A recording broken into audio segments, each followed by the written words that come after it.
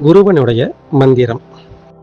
குருவனுடைய மந்திரம்: குரு பிரம்மா, குரு விஷ்ணு, குருதேவோ மகேஸ்வர, குரு சாட்சாத் பரபிரம, தஸ்மை ஸ்ரீ குருவே நமக. இதனுடைய பொருள் என்னவென்றால், ஒரு குருவை பார்த்து ஒரு சீடன் கூறுகிறார். பிரம்மா என்று அழைக்கிறார் குருவை பார்த்து. அப்பொழுது அவர் மனம், இல்லை இல்லை, பிரம்மா என்று கூறுவதை விட இன்னும் உங்களை உயர்வாக கூற வேண்டும் என்று நினைத்து விஷ்ணு என்று அழைக்கிறார்.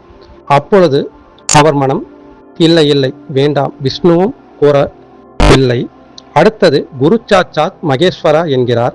அப்பொழுதும் அவர் மனம், இல்லை, நீங்கள் குரு அப்பாற்பட்டவர் என்று நினைத்து என்ன நாம் கூறலாம் என்று நினைத்து இறுதியாக அவர் எழுதுகிறார், குரு சாட்சாத் பரபிரம, தஸ்மை ஸ்ரீ குருவே நமக.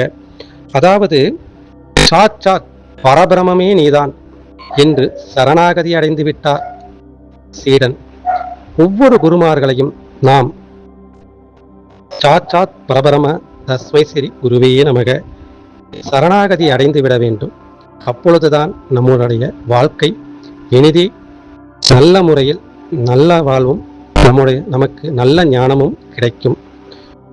குருவே சரணம். நாளைய பொழுது எழுந்து நம்மளுடைய குருமார்களை நினைத்து இந்த மந்திரத்தை கூறினால் மிகப்பெரிய பலனுண்டு. குரு சாட்சாத் பரபிரம்ம, தஸ்மை ஸ்ரீ குருவே நமக. பரம்பொருளே நீதான் என்று சரணாகதி அடைந்து விட வேண்டும். அப்பொழுதுதான் நாம் குருவனுடைய சீடராகவும் குருவனுடைய அருளையும் பெற முடியும். எல்லாம் சிவமயம்.